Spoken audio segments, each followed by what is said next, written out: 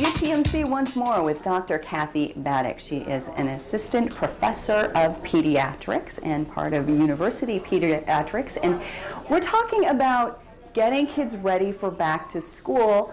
And this is a topic that seems really easy until you're faced with the consequences. Getting them back to the proper bedtime for getting up for school. Where do we even start with this? Well, I feel like I'm always very redundant, and planning ahead and routine are probably your two most best options to have in your back pocket.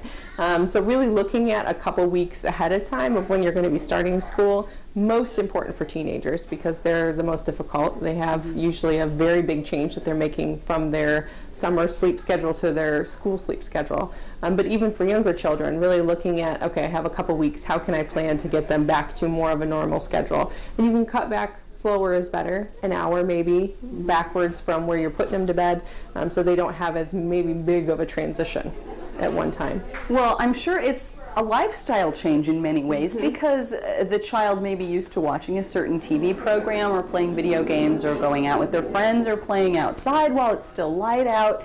How do you get them to switch their schedule without feeling like you're punishing them by taking these things away as you approach school time? Well, and that's always the hardest part. I think probably talking a lot about school and trying to get them really excited for school, and that this is how we get ready, because sleep makes us be able to do better at school and listen to our teacher and have a better performance.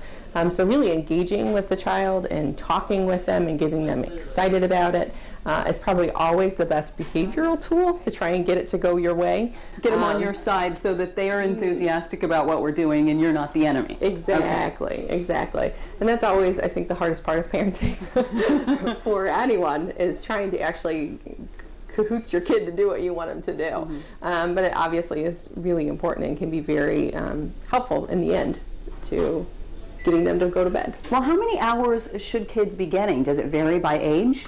Yes, generally for a teenager, probably around 8 to 9, sometimes up to 10 hours a night, whereas younger school-age children is probably between 10 and 11 hours per night. And I think every person is a little bit different, so really looking to see what works with their schedule and how they perform best. Are they a bear when they wake up in the morning? That might mean that they didn't quite get enough sleep, and so you need to adjust it a little bit more for your specific child. Now, with younger kids, napping might be a factor. How do you deal with that? Well, I think for most kids between 3 and 4, it's generally they self-extinguish. They take their nap away themselves.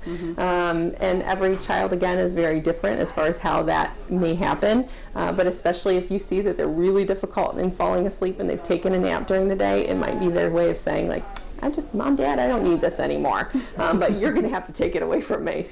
So yet another battle you might have on your hands. Yeah, exactly. But oftentimes very worthwhile, though, because in the end it gives them better quality sleep at nighttime, and the more that you can have them with a consistent routine from both weekday and weekend, the better off you'll be. Well, that's good. And that's for that's true for anybody, yeah. Absolutely. And it's a good reminder, the numbers you're throwing out for kids of various ages includes 10 hours in many cases, and that's a good reminder for parents because many people don't sleep nearly that much or as much as they should. Absolutely. All right. Thank you, Dr. Cathic Badik, here at the University of Toledo in Pediatrics. That is tonight's Talk Back.